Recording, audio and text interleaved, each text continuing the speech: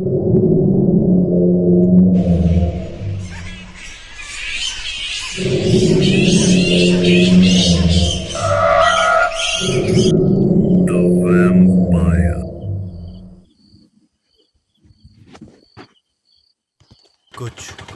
कहानियाँ किताबों में ही अच्छी लगती हैं, असलियत में नहीं।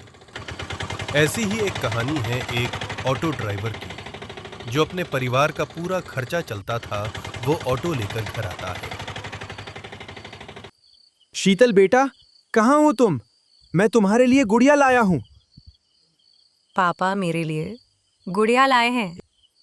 आराम से आओ बेटा, चोट लग जाएगी। दोनों लोग घर के अंदर जाते हैं।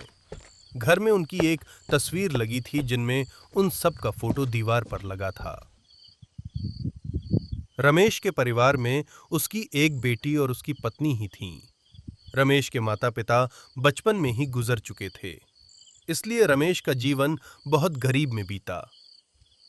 सुनो भाग्यवान, आज खाना मिलेगा कि नहीं? सब लोग खाना खाकर सोने चले जाते हैं। थोड़ी देर तक रमेश अपनी बेटी के साथ खेलता है। उसके बाद सब लोग सो जाते हैं। रात काफी हो चुकी थी। पेड़ पौधे हवा से जैसे फुसफुसा रहे थे। ऊपर से जानवरों के चिखने की आवाज पूरे माहौल को डरावना बना देता है। तभी सुबह के 3 बजे एक फोन आता है। रमेश अचानक से उठता है। तभी उसकी बीवी भी उठ जाती है। रमेश फोन उठाता है। जी साहब, लेकिन इतनी सुबह? अरे रमेश, थोड़ा एक्स्ट्रा चार्ज ले लेना, ये काम बहुत जरूरी है। वह अपने ऑटो के पास जाता है। सुबह के समय ठंड काफी थी, इसलिए रमेश कोट पहनकर निकलता है। ऑटो स्टार्ट करता है और चल देता है। रास्ते में एक घना जंगल पड़ता था। लोगों का कहना था उस जंगल में कुछ अजीब था। कुछ लोग कहते हैं वहां पर छलावा रहता है, जो अपने छलावे में फंसा देता है। शायद रमेश इस बात से अनजान था। इतनी रात को आखिर क्या काम होगा? इतना कहते ही अचानक से उसके रिक्शा के नीचे कुछ आ जाता है। ये क्या था? कोई इंसान या कोई जानवर? वह गाड़ी थोड़ी दूर जाकर रोक देता है। वह रिक्शा से बाहर निकलता है।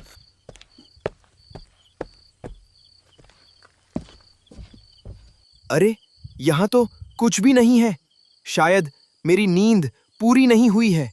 इसी की वजह से शायद भ्रम हुआ है। वह अपनी गाड़ी के पास जाता है। गाड़ी स्टार्ट करता है, तभी गाड़ी स्टार्ट नहीं होता है। अरे यार, अब इसे क्या हुआ? अभी तो सब ठीक था, अचानक क्या हुआ? रमेश गाड़ी से बाहर निकलकर गाड़ी को चेक करता है। अरे यार, आखिर इसे क्या हुआ? सब कुछ तो ठीक है, आखिर स्टार्ट क्यों नहीं हो रहा है? तभी गाड़ी स्टार्ट हो जाती है। वह गाड़ी आगे बढ़ता है। जंगल से कुत्ते, भेड़ियों की आवाज पूरे वातावरण को भयानक बना रही थी। ऊपर से अमावस्या की रात। अमावस्या की रात को काली रात भी कहते हैं। इस दिन आसमान में चंद्रमा भी जैसे छुप जाता है। थोड़ी दूर जाने पर उसे एक परछाई दिखती है। ये कौन है इतनी रात को यहाँ क्या कर रहा है? वो भी अकेले इस जंगल में? रमेश रिक्शा थोड़ा आगे ले जाता है। तभी वो देखता है एक आदमी काले कपड़े में एक पेड़ के पास खड़ा था। देखने में वो आदमी कुछ अजीब लग रहा था। गले में एक माला, माथे पर एक काला टीका। क्या हुआ बाबा, आप इतनी रात को क्या कर रहे हैं, वो भी अकेले इस जंगल में? वो आदमी रमेश को देखकर हल्का सा मुस्कुराता है। रमेश, मैं तुम्हारा ही इंतजार कर रहा था। रमेश ये सुनकर हैरान हो जाता है। क्या मतलब बाबा, आप मेरा नाम कैसे जानते हैं? रमेश, मैं सब जानता हूँ। मेरे पास कई सिद्धियाँ प्राप्त हैं। जिससे मैं किसी का भी भविष्य देख सकता हूँ। रमेश ये सुनकर थोड़ा हैरान हो जाता है। ठीक है बाबा, आखिर आप यहाँ क्यों रुके हो? रमेश, मुझे यहाँ से थोड़ी दूर एक जगह है, वहीं जाना है। क्या तुम मुझे छोड़ दोगे? रमेश एक ईमानदार और दयालु व्यक्ति था, इसलिए वो मना नहीं कर पाया। ठीक है बाबा, मैं भी उसी तरफ जा रहा हूँ। बाबा रिक्शा में बैठ जाते हैं।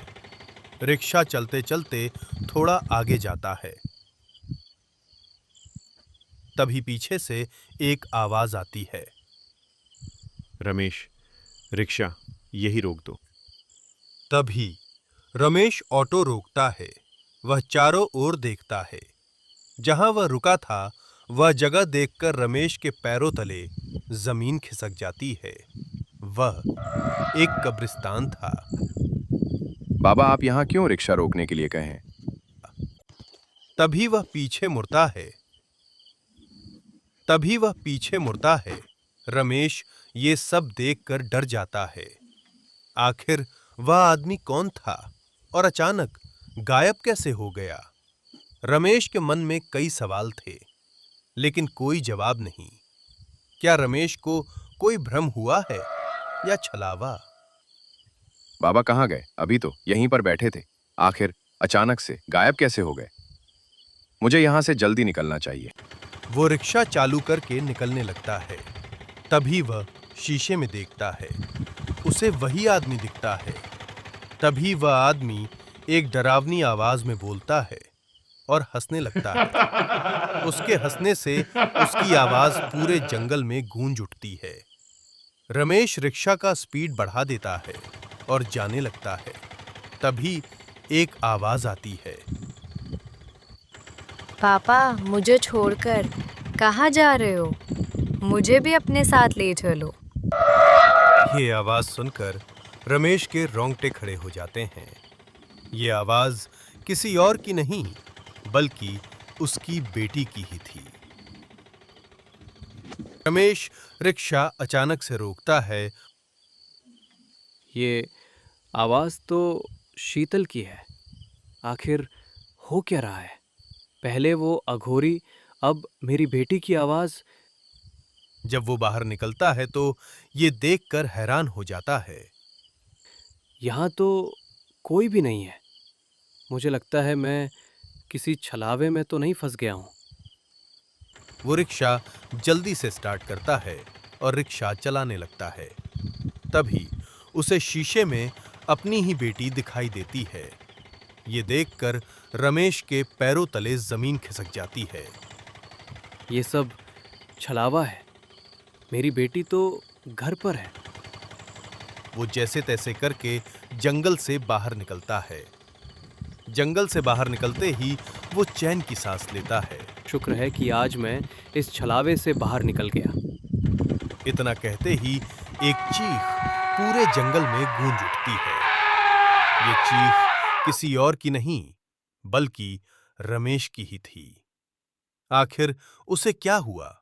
क्या रमेश जिंदा है या उसे छलावे ने मार दिया? अगर आप द वैम्पायर चैनल पर नए हैं तो लाइक एंड सब्सक्राइब करना ना भूलें और ऐसी वीडियो देखने के लिए नीचे दिए गए बेल आइकन को दबाना ना भूलें।